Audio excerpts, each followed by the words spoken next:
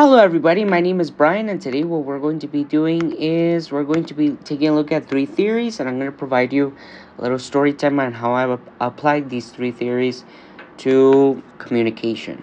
First, we have genetic constructivism. The author is Jean Piaget. Some key concepts of this theory are schemas. For example, they are mental frameworks for organizing information. We also have assimilation. Basically, it is a process of taking new information and fitting it into existing schemas. Accommodation refers to using new acquired information to revise and redevelop an existing schema. That is also another concept of this theory.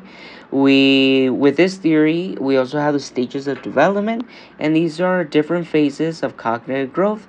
For example, we have the sensory motor phase, the pre-operational phase, etc.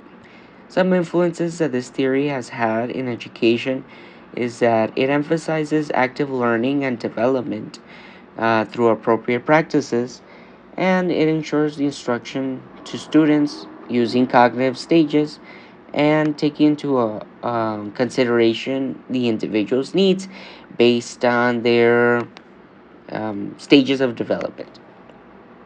Then we have the social historical approach. The author is Vygotsky.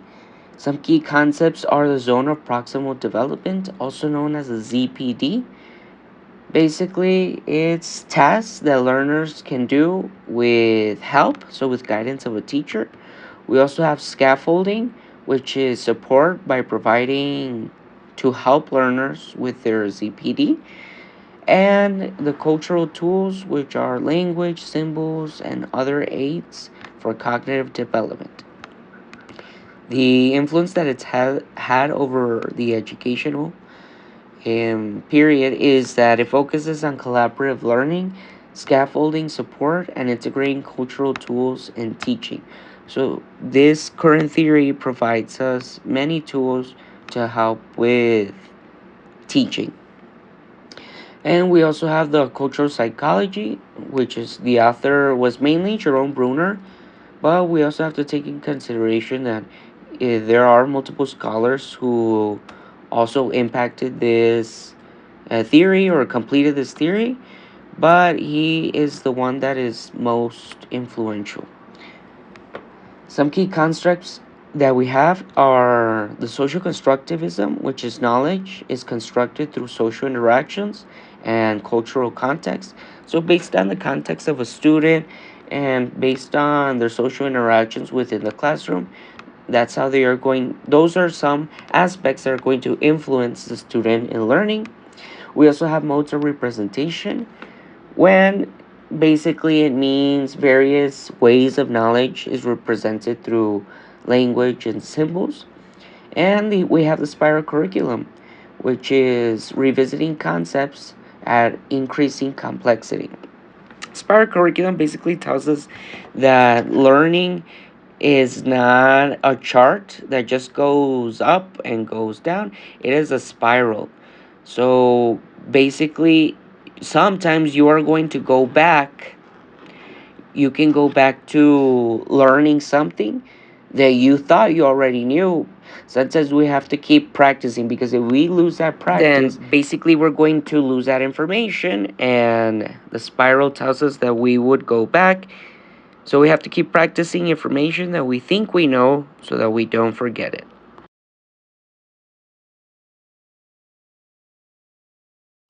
So let's begin with the storytelling.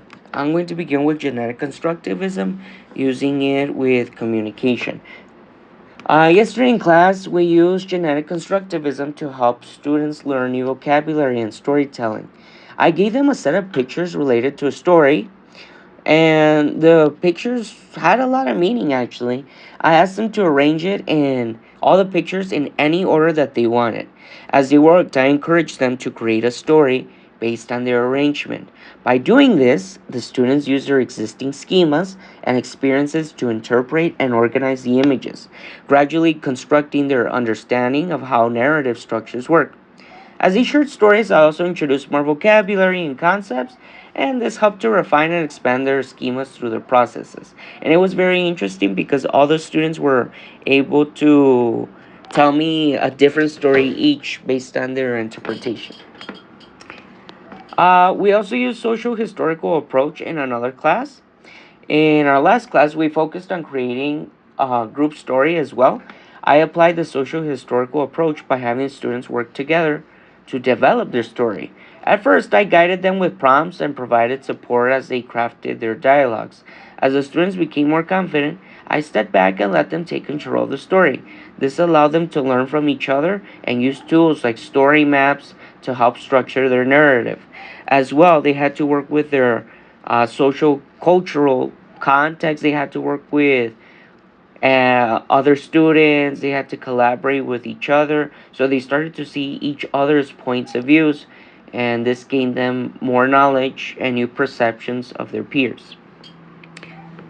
We also, sticking to stories and communication, also use cultural psychology. We also had a session where students shared stories or traditions from their own cultures. I use the principles of cultural psychology by encouraging them to present their stories in various ways, such as through drawing, talking, or writing.